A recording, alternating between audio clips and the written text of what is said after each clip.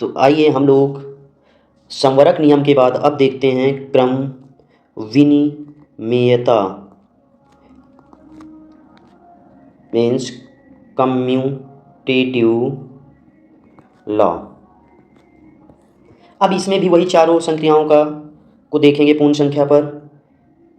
पहले योग देखेंगे, फिर घटाओ, फिर गुणा और फिर भाग। तो पहले योग करते हैं।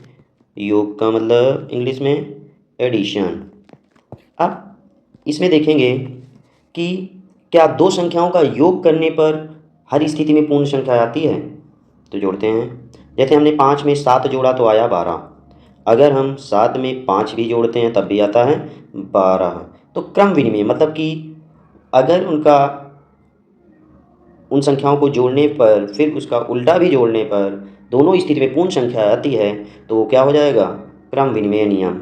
जैसे ये पूर्ण संख्या, ये भी पूर्ण संख्या, आया क्या, पूर्ण संख्या। अब इसी का क्रम हमने पलट दिया तो आ गया 7 + 5।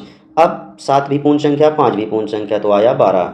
इसी प्रकार और भी ले लेते हैं। जैसे 0 + 5 = 5 और 5 + 0 = तब भी 5। ये भी पूर्ण संख्या, ये भी पूर्ण संख्या, आया क्या, पूर्ण संख्या। 5 भी पूर्ण संख्या, 0 भी पूर्ण संख्या, आया क्या, पूर्ण संख्या। तो इस तरह हम कह सकते हैं कि पूर्ण संख्याओं के लिए योग का क्रम विनिमय नियम, अतः पूर्ण संख्याओं के लिए योग का क्रम विनिमय नियम सत्य है। क्या है, सत्य है। तो अर्थात अगर दो पूर्ण संख्याएं a और b हैं, मतलब a + b = b + a, ये सत्य होगा। अब इनमें a और b ये क्या है, a b पूर्ण संख्याएं हैं, a b पूर्ण संख्याएं हैं। अब सेकंड आता है व्यवकलन। इंग्लिश में सब्सट्रैक्शन। तो अब इसको देखते हैं। इसमें यह है कि दो पूर्ण संख्याओं का अंतर, फिर जिस क्रम में किया है उसके उल्टे क्रम में अंतर, दोनों क्या आना चाहिए, बराबर पूर्ण संख्या ही आना चाहिए। 8 - 2 = 6 आया। तो क्या 2 - 8 बराबर भी 6 एक पूर्ण संख्या आएगी। जैसे ये पूर्ण संख्या 8 है, ये 2 है, घटाने पर पूर्ण संख्या 6 आई। और 2 ये पूर्ण संख्या है, घटाया 8 को, ये भी पूर्ण संख्या है तो बराबर आया -6, जो कि एक क्या है, पूर्णांक है। हमें लाना था पूर्ण संख्या। अब ये बराबर नहीं आई तो अतः हम कह सकते हैं, अतः दो पूर्ण संख्याओं के लिए व्यवकलन क्रम